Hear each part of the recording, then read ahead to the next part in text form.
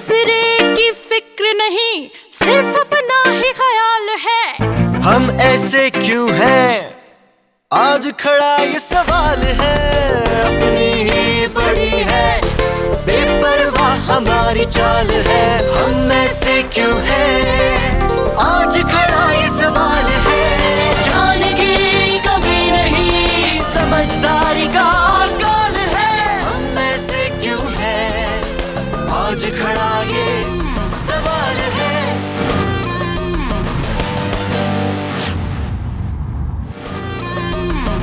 नमस्कार, स्वागत है आपका आपके ही शो हम ऐसे क्यों हैं में। आज का मुद्दा status of psychological health and hygiene in the country. आज के खास मेहमान डॉक्टर अवधेश शर्मा, जाने माने मनोचिकित्सक और साथ में ही प्रेसिडेंट हैं Indian Association of Private Psychiatry के। आपका स्वागत है। नमस्कार। दूसरे मेहमान mister Arvind Nair, ex IIM Ahmedabad, ex CEO Domino's and currently trainer and seminar leader with Landmark Education. Landmark Education विश्व की एक जानी मानी सोशल स्किल ट्रेनिंग इंस्टीट्यूट है। आपका भी स्वागत है Arvind ji. Thank you very much. साथ में हमारी ऑडियंस भारतीय विद्या भवन से, आपका भी स्वागत है। वर्ल्ड में ये कहा जाता है कि इंडिया हार्ट अटैक कैपिटल है, India cancer capital of the world है। क्या India depression capital of the world भी बन रही है, और अगर हाँ तो क्या आंकड़े हैं और क्या परिस्थिति है? चाहे वो डायबिटीज़ हो, चाहे वो ब्लड प्रेशर हो, चाहे वो कैंसर्स हो, चाहे वो हार्ट अटैक हो, इस समय दुनिया भर में परसेंटेज वाइज और एक्चुअल नंबर ऑफ पेशेंट्स में पिछले करीबन 5-7 वर्षों में ऐसा सोचा जाता था कि इंडिया के सबसे ज़्यादा नंबर्स हैं। वर्ल्ड हेल्थ ऑर्गेनाइजेशन ने करीबन 30 कंट्रीज़ के सर्वे करने के बाद ये पाया कि भारत जो है उसमें सबसे अधिक लोग हैं जिनको जीवन में एक बार कम से कम डिप्रेशन ज़रूर होता है। और ये डिप्रेशन माइनर डिप्रेशन नहीं, क्लिनिकल डिप्रेशन, जिसके लिए उन्हें किसी न किसी तरह के इलाज की ज़रूरत है। और साथ ही साथ अगर हम शेयर नंबर्स को भी देखें तो उसमें भी ये ऐसा पाया जा रहा है कि तनाव और ये जो बाकी जो शारीरिक बीमारियां हैं, चाहे ब्लड प्रेशर है, डायबिटीज़ है, हार्ट अटैक्स हैं, इनमें भी तनाव का एक बहुत बड़ा रोल है, हमारी सोच का एक बहुत बड़ा रोल है। इसीलिए इन्हें साइकोसोमैटिक इलनेसेस कहते हैं, यानी जो मन से शुरू हो लेकिन शरीर में दिखे, वो वाली बीमारियां। तो आज के समय में हमारे मन में जो सोच है, जो घुन की तरह काम कर रही है, वो मन और शरीर दोनों पे असर लाकर हमें पूरे वर्ल्ड में सबसे ज़्यादा वनरेबल जिसे कहते हैं वो पॉपुलेशन बना रही है। और वो किसी न किसी तरह से या तो शरीर में या परिवारों में, जहाँ पे कि आंकड़े हैं कि डिवोर्स रेट्स बढ़ते जा रहे हैं, सेपरेशंस बढ़ती जा रही है, मनमुटाव बढ़ते जा रहे हैं, या फिर समाज में जहाँ पे कि कहीं ना कहीं किसी न किसी रूप में, चाहे वो औरतों के साथ बदसलूकी हो या बच्चों को स्पेशली वुमेन को अफेक्ट हो, या बच्चों का इन्फेंट फीटिसाइड जिनको बोलते हैं, खास तौर पे गर्ल चाइल्ड का उस रूप में हो, तो मतलब या तो ये जो कहर है ये हम अपने ऊपर ढा रहे हैं या दूसरे पे ढा देते हैं जी। तो कहीं पर इन चीज़ों के पीछे ऐसा कहा जाता है कि अपीयरेंसेस बहुत इंपॉर्टेंट है, कि जो हम अपीयरेंसेस लेके चलते हैं और अपीयरेंसेस और वास्तविकता में जो फ़र्क होता है उसके कारण जो डिसोनेंस आती है वो बड़ा प्रॉब्लम क्रिएट करती है। तो हम अपीयरेंसेस डिस्कस करते हैं, क्या ऐसे हमारे व्यवहार में हैं जो हमें शायद ये तनाव हमारे में पैदा करते हैं। पहला अपीयरेंस, अरविंद जी, झूठ बोलना। ये झूठ क्यों बोलते हैं और किस तरह के झूठ होते हैं, ज़रा बताएं आप। पहले तो आप ये बताएं कि हम एज अ कम्युनिटी ज़्यादा झूठ बोलते हैं या ज़्यादा आसानी से झूठ बोलते हैं कुछ और कम्युनिटीज़ के कंपैरिजन में?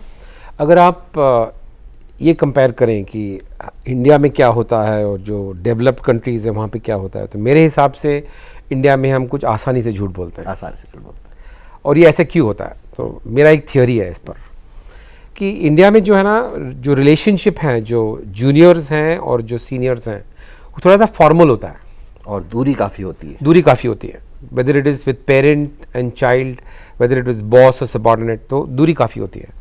तो जब भी इसमें कोई डिफरेंस ऑफ ओपिनियन होता है तो वहाँ पे कोई डिबेट या डिस्कशन का स्कोप नहीं होता है। तो उन्होंने जो कहा वो कहा, but that is the law. So because there is no scope for debate, there is no scope for discussion, there is no scope for exploration. No scope for There is confrontation. then there is only two alternative. One is to confront. आपने principal ने कुछ कह दिया तो या तो आप उससे लड़ लो या झूठ बोलो. So confrontation you can't do all the time because और लड़ना अलाउड नहीं है क्योंकि पावर में बहुत डिस्टेंस है. Absolutely. Yeah. So then after a point it might go into rebellion. Yeah. So one of the routes to avoid confrontation and still manage with authority is to lie. So we lie to save our skin. One of We lie the to reasons. avoid confrontation and save the moment and postpone the problem. Postpone the problem. That means the problem has not gone. Not It gone. is still lingering somewhere. Yes. So what happens to these lingering but, problems? But I think before that, we also lie to look good and feel good. हाँ. हम जो नहीं हैं वो हम दिखाना चाहते For हैं. example. मैं बहुत खूबसूरत नहीं हूँ. शायद सच नहीं है पर मैं नहीं हूँ अगर मैं समझता हूँ. और मैं कहता हूँ कि साहब मैं देखो ना, I look very nice, I wear clothes, या मैं बहुत कंपैशनेट नहीं हूँ. मैं ये दिखाना चाहता हूँ कि मैं बहुत compassionate कंपैशनेट हूँ, तो मैं ज़्यादा हाथ जोड़ूंगा, मैं ज़्यादा अच्छी बातें करने की कोशिश करूंगा. अंदर से मन में वो भाव नहीं है लेकिन दर्शाने की कोशिश कर रहा हूँ. तो जब भाव में और ऊपरी आवरण में ये अंतर होता है तो क्या होता है हमारी मानसिक स्थिति का? देखिए, हमारा जो पूरा सिस्टम है, मन और शरीर जुड़े हुए हैं. वैसे तो अगर देखा जाए तो आत्मा, मन और शरीर तीनों जुड़े हुए हैं. अगर अध्यात्म को भी हम बीच में लेके चलें तो अगर मैं किसी कारण से दुखी हूँ और ऊपर से सुखी बताने की कोशिश कर रहा हूँ तो मेरा जो पूरा शरीर है और मन है वो दुख को पकड़ेगा. वो दुख को क्योंकि जो अंदर का भाव है वो उसे पकड़ेगा, जो आडंबर का है उसे नहीं पकड़ेगा. जैसे ही होगा तो मेरी पूरी जो केमिस्ट्री है ब्रेन की और पूरी बॉडी की, हार्मोन्स जो हैं वो बदल जाएंगे. मेरी हार्ट बीट बदल जाएगी, मेरी स्किन रिस्पॉन्स बदल जाएगी, मेरा ईजी पैटर्न बदल जाएगा और मैं अंदर से ही तनाव महसूस करूँगा. शुरू में मैं शायद इस तनाव को दबा सकूँ, छुपा सकूँ, लेकिन धीरे धीरे वो मेरे शरीर को खाता जाएगा, फिर मेरे मन को खाता जाएगा और कहीं ना कहीं एक क्रिटिकल पॉइंट आता है. उसके बाद वो मैनिफेस्ट होना शुरू हो जाता है. तो जो हम बाद में बीमारियों को महसूस करते हैं उससे कई साल पहले धीरे धीरे घुन की तरह वो तनाव हमारी जड़ ले चुकी है, चल रही है और फिर वो मैनिफेस्ट बाद में होती है. मतलब हमारा जो भी आडंबर का संसार है, जिस भी समाज में ज़्यादा आडंबर होगा वहाँ पर इस तरह का मानसिक तनाव या मानसिक डिजीजेस ज़्यादा होंगी, ये अनुमान लगाया जा सकता है. होंगी. और उससे एक तो है जहाँ पे बीमारी होनी शुरू हो गई, लेकिन उससे पहले भी जिनको हम सब क्लिनिकल स्टेट्स बोलते हैं कि अंदर से हो रही है, आप उतने खुश नहीं है, आप उतने भरपूर नहीं महसूस कर रहे, लेकिन बाहर से दिखा रहे हैं, मतलब वो फिर बढ़ती जाती है और एक क्रिटिकल पॉइंट के बाद वो बीमारी बनती मतलब नीचे तो अंगारे जलते रहते हैं, ऊपर हम ध्वज फहरा देते हैं. जी. ओके, वापस आते हैं इसी चर्चा पे. पहले देखेंगे एक मोन्टाज. हमारे अग्रण्य गुरु, साधु, महात्मा, पीर, हर महापुरुष जो प्रथम वाक्य सिखाते हैं वो यह है कि सदा सत्य बोलो, क्योंकि उनका मानना है ये एक ऐसा मंत्र है जो व्यक्ति को अनेक संतापों, असंतोष, तनावों से उनकी कवच की भांति रक्षा करेगा. पर आधुनिक यानी कलयुग में मानो आज धारा ठीक इसके विपरीत चल रही है. झूठ कई तरह का होता है. कई बार झूठ इस तरह से होता है कि किसी का भला हो रहा था वो झूठ बोला जाए तो वो झूठ नहीं कहलाता है. लेकिन कई बार झूठ, आदमी एक झूठ बोलता है, उस झूठ को छुपाने के लिए उसको 10 झूठ और बोलने पड़ते हैं. उस भंवर जाल से निकलने के लिए उसको फिर और झूठ बोलने पड़ते हैं. फिर वो ध्यान नहीं रहता उसको मैंने क्या, कब, कहाँ, किस टाइम बोला था. ये ज़िंदगी का एक अहम हिस्सा बन गया है. सच तो कहीं खो गया है. इंसान झूठ क्यों बोलता है? दो तरह से हो गया. एक तो मजबूरी में, एक उसकी आदत बन जाती है, जैसा अपने बेनिफिट के लिए या किसी को बहकाने के लिए. हम लोगों की ज़िंदगी में इस तरह से झूठ आ गया कि आपको कहीं ना कहीं दिन में 1-2 बार कोई कसम खाने वाला मिल नहीं सकता कि जो इस तरह से बोले कि आज मैंने झूठ नहीं बोला. ओवरऑल मैं ये कहना चाहूँगा कि वो झूठ जो किसी को नुकसान नहीं दे रहा उसे बोलने में हमारे को कोई प्रॉब्लम नहीं है. वो झूठ जो किसी को नुकसान नहीं दे रहा उसे बोलने में हमें कोई प्रॉब्लम नहीं है. कुछ ऐसे भी झूठ होते हैं क्या जो गुड लाइज होते हैं? Good lies So a lie is a lie. There is no such thing as a good lie and a bad lie. A lie is something where what is reality and what is being said, there is a gap. हम उसे good इसलिए कहते हैं क्योंकि हम उसके साथ रात को हमें उसके साथ सोना पड़ता है कि मैंने झूठ बोला। जब आप जब रात को घर जाकर सोते हो तो अकेले सोते हो और आपको पता है कि झूठ क्या है और सच क्या है। So just to make ourselves feel good, we call it good lies because we want to be at peace with it. हमारे शास्त्रों में भी लिखा हुआ है, अगर जैसा आपने बताया, बहुत अच्छा आपने एक्सप्लेन किया कि हमारी कंट्री में पावर जिनके पास है और जिनके पास नहीं है उनमें डिस्टेंस बहुत है। तो कई बार पावरफुल लोग लेस पावरफुल लोगों को एक्सप्लॉइट भी करते हैं, चाहे वो इनोसेंट ही हो। अब ऐसा ही कोई इनोसेंट आदमी आपके पास आता है शरण मांगने के लिए और उसको ढूंढते ढूंढते वो आ जाते हैं एक्सप्लॉइटर्स, तो अगर आप उनको झूठ बोलेंगे तो वो गुड लाई होगा कि नहीं होगा? तो एनी लाई जो भी आप झूठ बोलते हो तो वो प्रॉब्लम को सॉल्व नहीं करता है, सिर्फ उसको पोस्टपोन करता है। और जब तक आप उसको पोस्टपोन करते हो उतना वक्त और सफ़र होता है। और जो भी झूठ बोलता है उसको पता है वो झूठ बोल रहा है। और जो एक्चुअली 90% ऑफ द टाइम जब आप झूठ बोलते हो, जो सुन रहा है उसको भी पता है कि आप झूठ बोल रहे हो। Correct. The problem doesn't get solved. So इतना झूठ हम, आपने बताया कि हम ज़्यादा आसानी से झूठ बोल लेते हैं, तो इतना ज़्यादा झूठ क्यों बोलते हैं? क्योंकि हमारा जो माहौल है, हमारी जो सोसाइटी का जो स्टेटस है आज की तारीख में, we have moved from a place where there was nature and peace which is agrarian community and we are now getting into development. तो लोगों का अभी धीरे धीरे जो सोशल कॉम्पिटिटिवनेस है वो काफ़ी बढ़ गया है। अगर आप कोई जंगल में रहते हो तो वहाँ पे कोई सोशल कॉम्पिटिटिवनेस है ही नहीं, या आप बहुत बहुत सालों से रईस हो तो फिर भी सोशल कॉम्पिटिटिवनेस नहीं होगा। हम बीच में हैं, तो we have a lot of social competitiveness कि स्कूल से शुरू होता है, what is your rank, what is your percentage, किस कॉलेज में आप जाते हो, कहाँ पे आपको एडमिशन मिलेगा, क्या नौकरी मिली है, what is your starting salary, वहीं से शुरू होता है। So everything is about being better than somebody else, it is not about who you are. तो हर जिंदगी में हमारे साथ जो भी लोग होते हैं, या तो मैं उससे बड़ा हूँ या मैं उससे छोटा हूँ। मतलब ये जो एजुकेशन से भी, शायद स्कूल से भी पहले शुरू हो जाता है। अगर बच्चा आपका है, वो 1 साल का है और उसने चलना शुरू नहीं किया और नेबर के बच्चे ने शुरू कर दिया, तो हम बोलेंगे हमारे बच्चा ठीक है, कोई बात नहीं, बाद में चलेगा। लेकिन अकेले में जब आएंगे तो बोलेंगे उसको चल चल, क्योंकि वो 10 महीने में चलना शुरू कर दिया है नेबर के बच्चे। क्या कहते हैं, अगर आप भी ये मानते हैं कि हम ज़्यादा आसानी से झूठ बोलते हैं, तो हम क्यों ज़्यादा आसानी से झूठ बोलते हैं? सोसाइटी में पिछले 20-25 वर्षों से एक शिफ्ट हो रहा। पहले आप जहाँ थे, समाज के जिस हिस्से में थे, आप उसमें मोर और लेस कंफर्टेबल थे। आपको एक ज़्यादा बड़ी क्लैरिटी थी कि फ्यूचर में क्या होना है। अभी suddenly we have gone into a chaotic situation जहाँ पे हर चीज़ की पॉसिबिलिटी है।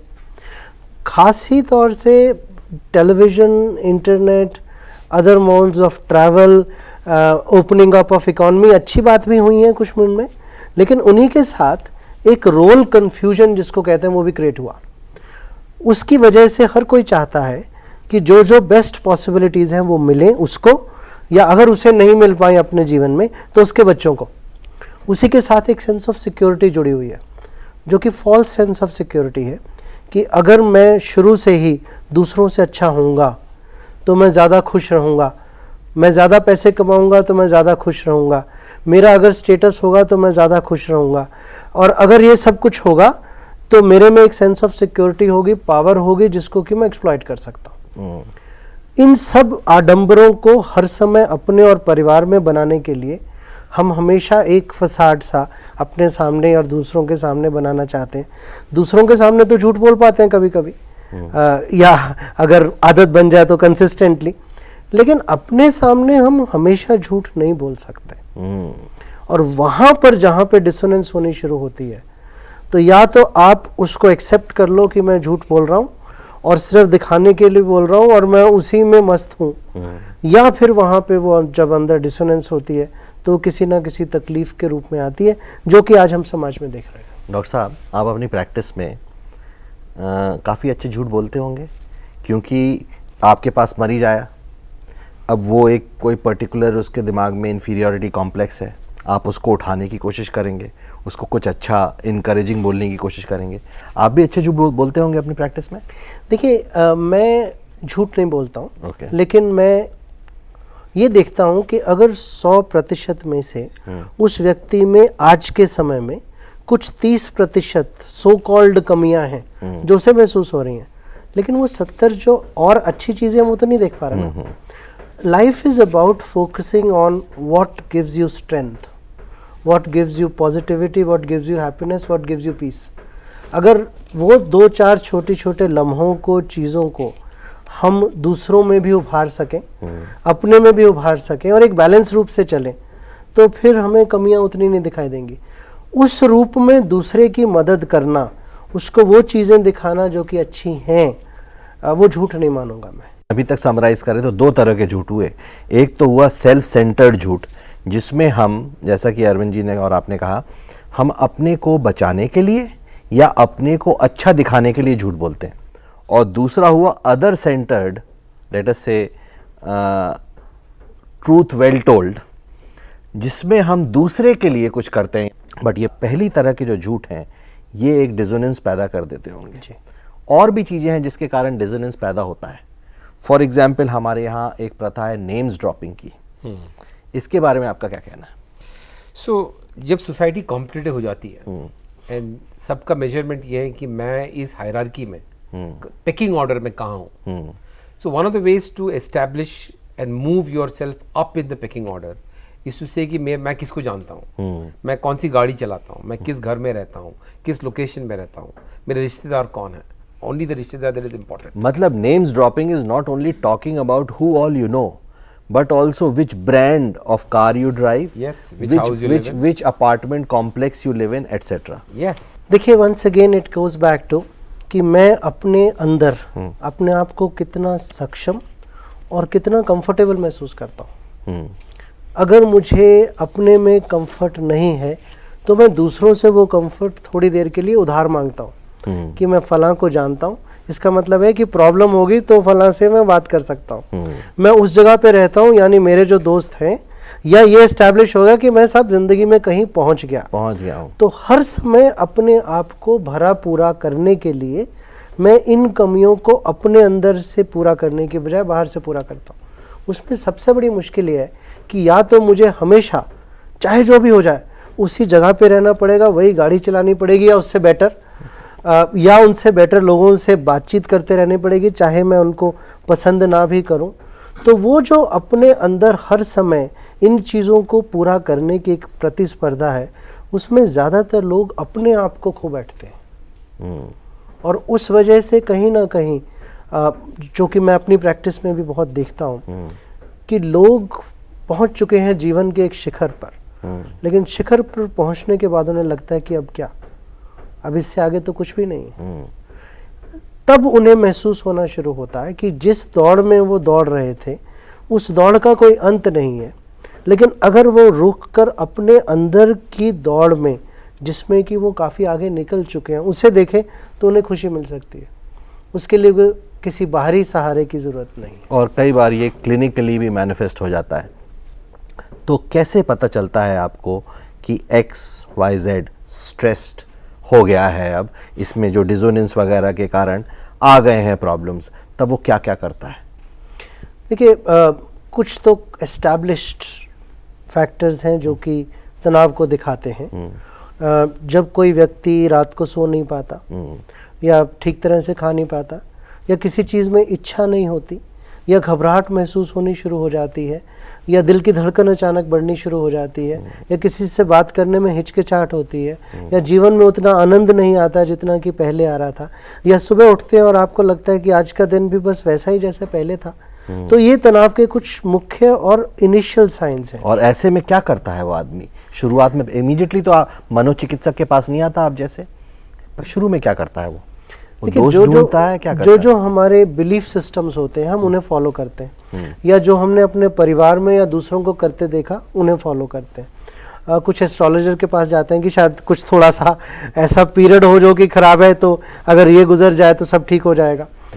कुछ आध्यात्म की तरफ जाते हैं, और अगर उन्हें अच्छा एक आध्यात्म मिल जाए जिसमें कि सिर्फ प्रैक्टिसेस ऑफ ब्रीदिंग या मेडिटेशन ही नहीं, लेकिन जीवन को देखने का, जीवन को समझने का एक नया ढंग उन्हें मिलता है, जिसे हम कॉग्निटिव रीस्ट्रक्चरिंग कहते हैं। मेरे जीवन का महत्व क्या है, मैं इस दुनिया में किस कारण से आया हूँ, मेरा पर्पज़ क्या है, मेरा लाइफ पर्पज़ क्या है, मेरा गोल क्या है, अगर उस चीज़ के बारे में सोच के एक नई शुरुआत करता है तो बहुत अच्छी बात होती है। कुछ लोग दोस्तों से ढूंढते हैं, वहाँ पे एक दिक्कत कई बार ये आती है कि दोस्त भी शायद उस समय में, क्योंकि आप वनरेबल हैं तो एक्सप्लॉइट करें, वो भी आपको एक सीढ़ी बना के और ऊपर चढ़ना चाहे। कुछ लोग हैं जो परिवार से मदद लेते हैं, लेकिन वहाँ पे भी हमारी सोसाइटी में आज के समय में एक बड़ी मुश्किल ये आ रही है कि परिवार टूट रहे हैं, या तो इसलिए क्योंकि जॉइंट फैमिलीज नहीं रही, न्यूक्लियर फैमिलीज हो गई, वो भी एकल परिवार हो गए, कुछ लोग बाहर काम करते हैं, कुछ लोग नई जगह पे होते हैं, उनके पास परिवार है ही नहीं, उनके पास दोस्त है ही नहीं। कुछ लोग फिर शराब का या टबैको का या ड्रग्स का सहारा लेते हैं और उससे फिर वो एक और तनाव के दूसरे रास्ते में निकल जाते हैं। अगर हम देखें उन लोगों की संख्या जो स्पिरिचुअलिटी को फॉलो कर रहे हैं या स्पिरिचुअल गुरुज़ को फॉलो कर रहे हैं, तो रियली आपकी बात सही लगती है कि शायद ये कंट्री रियली डिप्रेशन कैपिटल बनने के लिए तैयार है, क्योंकि वो तादाद बढ़ रही है। यहाँ पर प्रश्न लेंगे, प्रश्न और भी हैं हमारी तरफ से, अभी हमारी ऑडियंस के प्रश्न। सर, हमारे पूर्वज कहते हैं झूठ बोलना गलत बात है, और मनोचिकित्सक कहते हैं जो हमारा मन जो है कभी गलत स्वीकार नहीं करता एक बार में। तो मैं जानना चाहता हूँ सर, जो हमारे शरीर में ऐसा कौन सा भाग है जो हमारी आत्मा को कन्विंस करके झूठ बोलने पे मजबूर करता है? असल में हमारा मन जो है, जो कि हमें अच्छा दिखने की कोशिश करवाना चाहता है, क्योंकि अगर हमारा मन समझता है कि मैं जो कहूँगा वो शायद अच्छा नहीं लगेगा, दूसरे को नहीं अच्छा लगेगा, या मुझे खुद नहीं अच्छा लगता वो कहते हुए, तो मन का एक हिस्सा दूसरे हिस्से को दबा देता है कि कुछ देर के लिए चुप रहा, मुझे झूठ बोलने दे। तो मन का वो जो हिस्सा है जिसको कि हम फ्रंटल, अगर ब्रेन के हिस्से में देखें तो फ्रंटल ब्रेन जिसको हम बोलते हैं, जिसमें कि सोचने समझने की शक्ति रहती है, तो मन का वो जो हिस्सा है जिसे हम इमोशनल ब्रेन कहते हैं, लिम्बिक सिस्टम कहते हैं, वो उसे दबा देता। जब वो दबाता है तो शुरू में एकदम अंदर से आपके लहर उठती है जिसमें कि आप कंफर्टेबल नहीं होते, आप तनावपूर्ण होते हैं। जब पहली बार झूठ बोलते हैं तो शरीर और मन के अंदर बहुत तनाव होता है, लेकिन जब झूठ बोलने की प्रैक्टिस हो जाती है तो फिर वो तनाव कम होना शुरू हो जाता है, क्योंकि आपका सोचने समझने की शक्ति कहती है ये ठीक है, ये चलेगा, ये बड़ा झूठ नहीं है, इस झूठ से किसी को नुकसान नहीं हो रहा, लेकिन नुकसान आपके मन और पूरे शरीर पर हो रहा। तो उस हिस्से को अगर हम समझ सकें, अपनी अंतरात्मा जिसको कई बार कहा जाता है, जो कि आपको एक सिग्नल दे देती है कि आप अभी अंदर से कंफर्टेबल नहीं हो, अगर उस हिस्से को हम समझ सकें और वो काम ना करें जिससे कि वो अंतरात्मा दुखी होती है, तो धीरे धीरे हमारा मन और शरीर दोनों अलाइनमेंट में आ जाएंगे। तो शरीर के जितनी भी प्रक्रियाएं हैं, जितने भी अच्छे हार्मोन्स हैं, वो चलने शुरू हो जाएंगे। मेरा क्वेश्चन ये है कि जब आप अभी बोल रहे थे कि झूठ के साथ हम इतना कंफर्ट हो जाते हैं, अभी ये वाली जनरेशन झूठ के साथ कंफर्ट हो गई है, तो हमको तो यही मालूम नहीं होता है कि झूठ में मतलब झूठ है या सच है, या हमें मालूम ही नहीं है रहता है। कई बार अधिकतर केसों में तो हमें पता ही नहीं चलता है कि हम झूठ बोल चुके हैं। तो झूठ कैसे जिम्मेदार हुआ डिप्रेशन के लिए? अगर मान लीजिए आपको अंदर से शुरुआत में कहीं ना कहीं परेशानी हो किसी चीज़ को करने में, तो वो आपके शरीर पर और मन पर असर डालेगा। अगर वही चीज़ आप लगातार करते रहें तो कुछ देर के लिए बाहरी रूप से आपको परेशानी महसूस नहीं होगी, लेकिन शरीर में परेशानी चल रही है। जब आपको कभी भी थोड़ी देर रुक कर जो आपने किया या जो आपने कहा वो देखने की कोशिश करें, तो अंदर से सिग्नल ज़रूर मिल जाएगा। वो सिग्नल को अगर आप पहचान पाएंगे तो वो आपको पता लग जाएगा कि ये आपके शरीर का आगे जाकर नाश करने में सहायक हो रही है। अगर आप उसे दबाते रहेंगे तो वो कुछ समय के बाद निकल के तो ज़रूर आएगा। तो it is all about knowing your self. जब दूसरे के सामने हम झूठ बोल रहे हैं तब नहीं पता लगती, लेकिन रात को जब हम सोच रहे हैं या कभी अकेले बैठ के अपनी ज़िंदगी के बारे में सोच रहे हैं, उस समय ज़रूर पता लगती है। और उस समय में अपने अंदर झांकने की एक आदत जो है, जो कि हम एक समाज के रूप में कम कर रहे हैं आज के समय में, जिसको इंट्रोस्पेक्शन कहते हैं, वो देखना बहुत ज़रूरी हो जाता है। लेकिन अनफॉर्चुनेटली उसे ना स्कूल में सिखाया जाता है, ना कॉलेज में सिखाया जाता है, ना घरों में सिखाया जाता है, ना बात की जाती है। लेकिन आज सीख रहे हैं आपसे हम।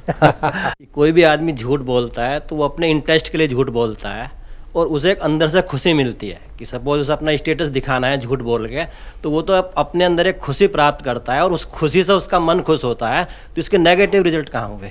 अगर उसे वो झूठ बोलकर खुशी मिल रही है तो कहीं ना कहीं अगर जो वो है और जो वो दर्शा रहा है उसमें फ़र्क है, तो कहीं ना कहीं उसे आंतरिक रूप में ये भी तो मालूम है कि ये फ़र्क है। वो फ़र्क को दो रूप से पूरा किया जा सकता है, या तो वो बनने की कोशिश करे जो वो दिखाने की कोशिश कर रहा है, तो दोनों में फ़र्क नहीं रहेगा, या फिर वो ना कहे कि जो वो नहीं है, क्योंकि जब दोनों में फ़र्क होगा तो कहीं ना कहीं अंदर से घंटियाँ ज़रूर बजेंगी। तो ये तो मेरा और एक काम करने का मुझको एक मनोबल बढ़ा ना। अगर आप मनोबल बढ़ाने के लिए एक लक्ष्य रख रहे हैं तो वो आपने लक्ष्य रखा, फिर झूठ नहीं बोला, फिर आपने ये कहा कि मैं ऐसा बनना चाहता हूँ, मुझे ये बनने में खुशी होगी। झूठ वो है जब आप जो नहीं है वो कहते हैं मैं आज ऐसा हूँ, वहाँ दोनों में फ़र्क हो जाता है, वहाँ पे वो आडंबर बन जाता है। जहाँ आडंबर है वहाँ पे आपको अंदर कहीं ना कहीं कष्ट ज़रूर होगा। उस आडंबर से हमारे ब्रेन में क्या क्या चेंजेस होते हैं डॉक्टर साहब? जैसे ही हमारे अंदर कोई ना कोई ऐसी चीज़ होती है जिसे हम अच्छा नहीं महसूस करते, तो ब्रेन में एक तरह से घंटी बजती है। उसकी घंटी बजने से ही एक स्ट्रेस रिस्पॉन्स नाम से चीज़ शुरू होती है, जिसमें कि हमारे जो हार्मोन्स हैं, नेगेटिव हार्मोन्स, वो एक स्पीड के साथ चलने शुरू हो जाते हैं, क्योंकि हमें अंदर ही अंदर महसूस हो रहा है कि अब मुझे इस चीज़ को फेस करना है जो मैंने कह दिया या कर दिया। उसी के साथ हमारी हार्ट बीट बढ़नी शुरू हो जाती है, हमारी दिल की रफ्तार जिसे कहते हैं वो बढ़ती है, ब्लड प्रेशर बढ़ता है, हाथों में पसीना या तनाव आना शुरू हो जाता है, सारी मांसपेशियां जो हैं वो खिंचनी शुरू हो जाती हैं, और सोच जो है वो ज़्यादा स्पीड से चलती है। तो शरीर में भी स्ट्रेस रिस्पॉन्स से ज़्यादा शरीर की जो ताकत है वो ख़त्म होती जा रही है, लेकिन हम आगे नहीं बढ़ रहे हैं। करेक्ट। अगर ये चीज़ लगातार होती रहती है तो थोड़े समय के बाद ये सतह ही हम बिना कुछ किए हुए ही लगातार स्ट्रेस रिस्पॉन्स में हो जाते। बहुत ही अच्छे प्रश्न आए और बहुत ही अच्छे उत्तर आए, और अगर हम इस पूरे सेशन का एक निष्कर्ष निकालें तो जैसा कि हमारे शास्त्रों में कहा हुआ है कि हमेशा सच बोलोगे तो सहज हो जाओगे, और आप कह रहे हैं अगर सहज हो गए तो स्वस्थ हो जाओगे, मानसिक तौर पे स्वस्थ हो जाओगे। जी, यही हमारा आज का मैसेज है। अगले हफ्ते फिर होगी मुलाकात आपके साथ इसी शो पर। तब तक के लिए जय हिंद। दूसरे की फिक्र नहीं, सिर्फ अपना ही ख्याल है। हम ऐसे क्यों हैं, आज खड़ा ये सवाल है। अपनी ही पड़ी है, बेपरवाह हमारी चाल है। हम ऐसे क्यों हैं, आज खड़ा ये सवाल है। ज्ञान की कमी नहीं, समझदारी का अकाल है। हम ऐसे क्यों हैं, आज खड़ा ये सवाल है।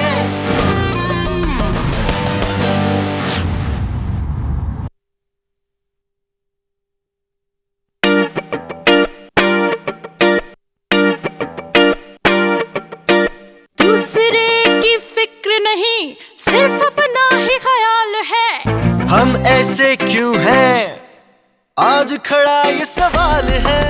अपनी ही पड़ी है, बेपरवाह हमारी चाल है। हम ऐसे क्यों हैं, आज खड़ा ये सवाल है। ज्ञान की कमी नहीं, समझदारी का अकाल है। हम ऐसे क्यों हैं, आज खड़ा ये सवाल है।